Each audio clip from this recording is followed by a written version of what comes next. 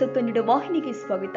ಹಾರುಗೇರಿ ಪಟ್ಟಣದ ಶಿಕ್ಷಣ ಸಂಸ್ಥೆ ಏಕಲವ್ಯ ವಿಜ್ಞಾನ ಪದವಿ ಪೂರ್ವ ಮಹಾವಿದ್ಯಾಲಯದ ಆವರಣದಲ್ಲಿ ಸಾಂಸ್ಕೃತಿಕ ಉದ್ಘಾಟನೆ ಹಾಗೂ ಪ್ರಥಮ ವರ್ಷದ ಪಿಯುಸಿ ವಿದ್ಯಾರ್ಥಿಗಳ ಸ್ವಾಗತ ಕಾರ್ಯಕ್ರಮ ಜರುಗಿದೆ. ಪ್ರತಿಯೊಬ್ಬ ವಿದ್ಯಾರ್ಥಿಯು ಕಲಿಕೆಗೆ ಮಾತ್ರ ಸೀಮಿತವಾಗಿರದೆ ಪಠ್ಯದೊಂದಿಗೆ ಪಠ್ಯೇತರ ಚಟುವಟಿಕೆಯಲ್ಲಿ ಭಾಗವಹಿಸಬೇಕು ಅಂತ ಕನ್ನಡ ಪ್ರಾಧ್ಯಾಪಕ ಹಾಗೂ ಸಾಹಿತಿ ಟಿಎಸ್ ವಂಟಗುಡಿ ಅಭಿಮತ ವ್ಯಕ್ತಪಡಿಸಿದ್ದಾರೆ.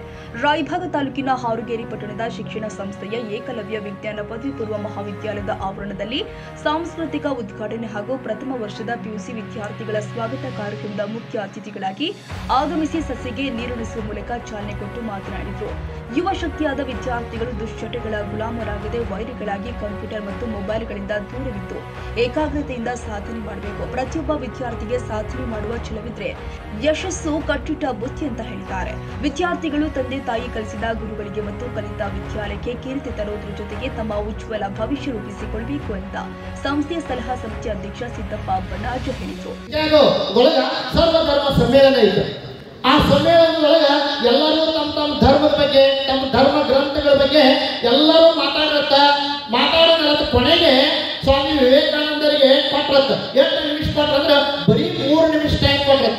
3 ನಿಮಿಷದೊಳಗ ಸ್ವಾಮಿ ವಿವೇಕಾನಂದರು ತಮ್ಮ ಮಾತುಗಳನ್ನು ಮುಗಿಸ್ಬೇಕು ಅಂತ ಹೇಳಿರತ್ತ. ಆವಾಗ ಸ್ವಾಮಿ ವಿವೇಕಾನಂದರು ಸಹಜವಾಗಿ ಮಾತಾಡತ್ತ. ಸಹಜವಾಗಿ 3 ನಿಮಿಷದಾಗ ಹೆಂಗೆ ಭಾಷೆ ಮುಗಿಸಕ್ಕೆ ಸಾಧ್ಯ ಐತಿ? ವೇದಿಕೆ ಮೇಲೆ ಕೂತಾರ ಅವರೇ ಇವರೇ ಅನ್ನೋದ್ರೊಳಗ 5 ನಿಮಿಷ 10 ನಿಮಿಷ ಹೋಗಿರ್ತೈತಿ. ಅಂಥದ್ರೊಳಗ ಕೇವಲ 3 ನಿಮಿಷದಲ್ಲಿ ಮುಗಿಸಬೇಕು ಅಂದಾಗ ಸ್ವಾಮಿ ವಿವೇಕಾನಂದರ ನೋಡ್ರಿ, ನಮ್ಮ ಭಾರತದ ಸಂಸ್ಕೃತಿಯನ್ನ ಪಾಶ್ಚಾತ್ಯರಿಗೂ ಬಿಂಬಿಸಿರ್ತಕ್ಕಂಥ ಸ್ವಾಮಿ ವಿವೇಕಾನಂದರಲ್ಲಿ ಇರ್ತಕ್ಕಂಥ ಆ ಮಾತಿನೊಳಗಿರ್ತಕ್ಕಂಥ ಸಂಸ್ಕೃತಿ ಎಷ್ಟು ಅದ್ಭುತ ಅಂದ್ರೆ ಒಂದು ಮಾತು ಹೇಳ್ತ.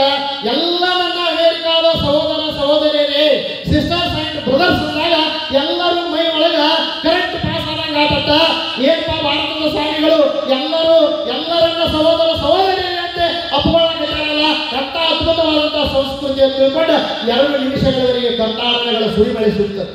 2 ನಿಮಿಷಗಳವರೆಗೆ ಸುರಿಮಳೆ, ಚಪ್ಪಾಳೆಗಳ ಸುರಿಮಳೆ ಸುರಿತತ್ತ. ಮರುದಿವಸ ಆ ಅಮೇರಿಕಾದ ತುಂಬೆಲ್ಲ ಯಾರ ಕಟೌಟ್ಗಳಿದ್ದು ಅಂದ್ರೆ ಸ್ವಾಮಿ ವಿವೇಕಾನಂದರ ಕಟೌಟ್ಗಳಿದ್ದು ಅಂತ. ಅಂತ ಒಬ್ಬ ಭಾರತದ ಸಂಸ್ಕೃತಿಯನ್ನ ಪಾಶ್ಚಾತ್ಯರಿಗೂ ಬಿಂಬಿಸಿರ್ತಕ್ಕಂಥ ನಮ್ಮ ಭಾರತ ದೇಶದ ಸಂತ ಯಾರು ಅಂದ್ರೆ ಸ್ವಾಮಿ ವಿವೇಕಾನಂದರು ಅನ್ನುವಂಥದ್ದನ್ನು ನಾವು ಬಹಳ ಹೆಮ್ಮೆಯಿಂದ ಹೇಳ್ಕೊಳ್ಬೇಕಾಗ್ತದೆ. ಅವ್ರು ಹೇಳ್ತಾರೆ, ಯುವಕರಿಗೆ ಸಂದೇಶವನ್ನ ಕೊಡ್ತಾರೆ. ಏನು ಸಂದೇಶವನ್ನ ಕೊಡ್ತಾರಪ್ಪ ಅಂದ್ರೆ ಯುವಕರು ಹೆಂಗಿರ್ಬೇಕು, ಜಾಗೃತರಾಗಿರ್ಬೇಕು. ಅದಕ್ಕೆ ಹೇಳಿ ಎದ್ದೇಳಿ, ಗುರಿ ಮುಟ್ಟುವವರಿಗೆ ನಿಲ್ಲದಿರಿ. ಬಹುಶಃ ಇವರು 7 ಅಂಕಗಳಿಗೆ ಒಮ್ಮೆ ಎದ್ದಿಲ್ಲ. ಅದಕ್ಕೆ ವಿವೇಕಾನಂದರ ಮಾತುಗಳಲ್ಲಿ ಬಹಳ ಅದ್ಭುತ ರೋಮಾಂಚಕಾರಿ ಅನಿಸ್ತದ. ಯುವಕರು ಹೆಂಗಿರ್ಬೇಕು ಅಂದ್ರೆ ಕಬ್ಬಿಣದ ಮಾಂಸ ಕಂಡ ಯುವಕರು ಗಟ್ಟಿಮುಟ್ಟಿರ್ಬೇಕು. ಕಬ್ಬಿಣದ ಮಾಂಸ ಕಂಡ ಉಕ್ಕಿನ ನರಮಂಡಲ ವಿದ್ಯುತ್ತಿನ ಇಚ್ಛಾಶಕ್ತಿ ಉಳ್ಳಂತಹ ಯುವಕರು ಸದೃಢ ಭಾರತವನ್ನ ಕಟ್ಟಬಲ್ಲರು ಅನ್ನುವಂಥ ಮಾತನ್ನು ಯಾರು ಹೇಳ್ತಾರೆ ಅಂದ್ರೆ ಸ್ವಾಮಿ ವಿವೇಕಾನಂದರು ಹೇಳ್ತಾರೆ. ಅಂತ ಒಂದು ಶಕ್ತಿ ನಿಮ್ಮಲ್ಲಿ ಇರಬೇಕು. ಇನ್ನ ಸ್ಟಾರ ಗುಟ್ಕಾ ತಿಂದ ಆದಷ್ಟು ಲಘು ಗೊಟ್ಟಕ್ಕೆ ಹೋಗಿ ಕೂತ್ಕೊಂಡವ್ರ ಇವ್ರೇನು ದೇಶಬೇಕಾಗತ್ತೆ, ಸರಿಯಾಗಿ ಒಂದು ಮನಿ ಸೈಜ್ ಕಟ್ಕೊಳಕ್ ಆಗಂಗಿಲ್ಲ. ಹೌದು ಇಲ್ಲ? ಇವೆಲ್ಲ ಮಾದಕ ವಸ್ತುಗಳನ್ನ ನಾವು ಏನ್ ಮಾಡಕ್ ಹೋಗ್ಬಾರ್ದು ಅಂದ್ರೆ ಸೇವನೆ ಮಾಡಕ್ ಹೋಗ್ಬಾರ್ದು. ಮೊದಲ ಈ ಆಹಾರದೊಳಗೆ ಏನಿಲ್ಪ ಅಂದ್ರೆ ಶಕ್ತಿ ಇಲ್ಲ. ಈ ನಾವು ಬಿತ್ತತಕ್ಕಂಥ ಬೀಜಗಳನ್ನ ಮೊದಲ ಔಷಧದೊಳಗೆ ಏನಾಗಿರ್ತಾವ ಅಂದ್ರೆ ಅವು ತಯಾರಾಗಿರ್ತಾವ. ಮತ್ತು ಅವಕ್ಕೆ ಮ್ಯಾಲ ಏನ್ ಮಾಡ್ತಾರ ಅಂದ್ರೆ ಕ್ರಿಮಿನಾಶಕ ಔಷಧಗಳನ್ನ ಹೊಡಿತಾರ. ವಿಷಮಿಶ್ರಿತವಾಗಿರ್ತಕ್ಕಂಥ ಆಹಾರವನ್ನ ತಿಂದ ನಾವು ಯಾವ ರೀತಿಯಾಗಿ ದೇಶವನ್ನ ಕಟ್ಟಲಿಕ್ಕೆ ಸಾಧ್ಯದ ಅಂತದ್ರೊಳಗ ನೀವು ದುಶ್ಚಟಗಳನ್ನು ಕೂಡ ಮಾಡ್ತಿರ್ತಾರೆ. ಹೆಂಗ ಹುಡುಗರು ಸ್ಟಾರ್ ತಿನ್ನೋದು, ಈ ಸ್ಟಾರ್ ಒಳಗೆ ಏನಿರುತ್ತೆ ಅಂದ್ರೆ ಅಸಿಡ್ ಮಿಕ್ಸ್ ಇರ್ತೈತಿ. ಯಾವ ಒಬ್ಬ ಭಯಾಗ ಸ್ಟಾರ್ ಹಾಕೊಂಡ ಮಲ್ಕೊಳ್ಳೋದು ಅನ್ಸೈತಿ. ಮೊದಲು ಸಹಾಯದಿಂದ ಬ್ರಷ್ ಮಾಡಕ್ ಭಾಗಕ್ಕ ಸೊಂಟೆಯಿಂದ ಬ್ರಷ್ ಏನಪ್ಪ ಅಂದ್ರೆ ತಾನಾಗಿ ಹೋಗ್ಬಿಡ್ತದೆ.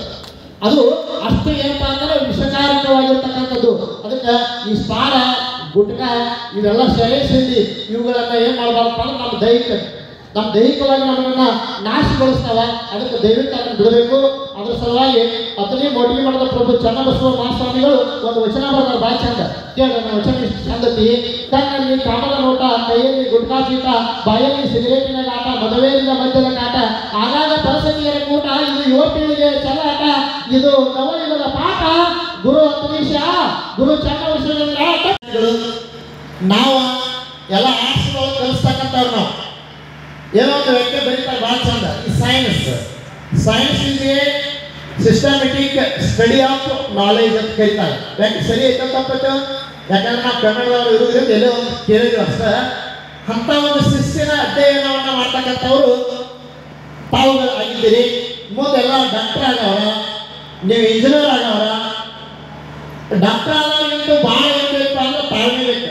ಪೇಷಂಟ್ ಮಾತು ಬೇರೆ ಏನಾಗಬೇಕಂದ್ರೆ ಅವರಿಗೆ ಆರಾಮಾಗಬೇಕು. ಏನಾಗಿತ್ತು, ಯಾಕೆ ನಿನಗೆ ಏನೇನು ಆಗ್ತೈತಿ ಸಾವಕಾಶ ಕೇಳಬೇಕು. ಒಬ್ಬ ಡಾಕ್ಟರ್ ಇದ್ದ, ಅವನ ಹೆಸರು ಹೇಳಂಗಿಲ್ಲ. ಏನು ಸಾಕೈತಿ, ಏನಾಗತ್ತೈತಿ, ಹತ್ತು ಮ್ಯಾಲ ಅನ್ನೋದೈತಿ. ಕಡಾನ ಇಂಜೆಕ್ಷನ್ ಹೊಡೆದು ಮನೆಗೆ ಹೋಗಿ ನಾವು ಕಾಸ್ಕೋಬೇಕು. ಮನೆಗೆ ಹೋಗಿ ಕಾಸ್ಕೋಬೇಕು ನಾವು. ಆ ಉದ್ದೆ ಬಿಡೋದು ಅಲ್ಲಿ ಚಾಪಿ ಸರ್ತ ಹತ್ತ ಡಾಕ್ಟರ್ಗಳು ಇದ್ರು ಅಂದ್ರೆ ಏನು ಮಾಡಕ್ಕೆ ಸಾಧ್ಯ. ಇದೇ ಸಮಯದಲ್ಲಿ ಪ್ರಥಮ ಪಿಯುಸಿ ವರ್ಷದ ವಿದ್ಯಾರ್ಥಿಗಳಿಂದ ಸಂಸ್ಥೆ ಅಧ್ಯಕ್ಷರು ಆದ ಪ್ರಮೋದ್ ಅಗಸ್ತಿ ಅವರು ಗುಲಾಬಿ ಹೂ ನೀಡುವ ಮೂಲಕ ಸ್ವಾಗತ ಮಾಡಿದ್ರು. ಇದೇ ಸಂದರ್ಭದಲ್ಲಿ ವಿಎಸ್ ಕಾಂಬ್ಳೆ, ಸಿದ್ದು ಮಲಪದಿ, ಶ್ರವಣ ಜವಳಗಿ, ಮಹುರಾಜ ಕೈನೂರ, ಪ್ರತಿಭಾ ಪಾಟೀಲ್, ಸ್ನೇಹ ಉಪಾಧ್ಯಾಯ, ಜ್ಯೋತಿ ಮಾವಕರ್, ಬಾಳಗೌಡ ಪಾಟೀಲ್, ಪರಗೌಡ ಪಾಟೀಲ್, ಶಿವಾನಂದ ಚೌಗಲ, ಜ್ಞಾನೇಶ್ವರ ಸಿದ್ದಲಗಿ, ಕಾಶಪ್ಪ ಧರ್ಮಟ್ಟಿ ಮತ್ತು ವಿದ್ಯಾರ್ಥಿಗಳು, ಸಿಬ್ಬಂದಿ ವರ್ಗ ಉಪಸ್ಥಿತರಿದ್ದರು. ಪ್ರಾಚಾರ್ಯ ವಿಬಿ ಮುತ್ತನರು ಪ್ರಾಸ್ತಾವಿಕವಾಗಿ ಮಾತನಾಡಿದ್ರು. ಎಂಬಿ ಬಿಸನಾಳ ಸ್ವಾಗತ ಮಾಡಿದ್ರೆ. ಸೋನಾಲಿ ಪಾಟೀಲ್ ಮತ್ತು ಅಕ್ಷತಾ ಉಮಾರಾಣಿ ನಿರೂಪಿಸಿದ್ರು.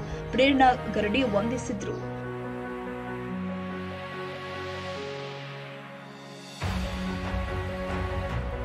ತಾಜಾ ಸುದ್ದಿಗಾಗಿ MTV ನ್ಯೂಸ್ 24x7ಗೆ ಸಬ್ಸ್ಕ್ರೈಬ್ ಮಾಡಿ ಮತ್ತು ಬೆಲ್ ಐಕಾನ್ ಅನ್ನು ಒತ್ತಿ. ತಪ್ಪದೇ ಲಿಂಕ್ ಶೇರ್ ಮಾಡಿ.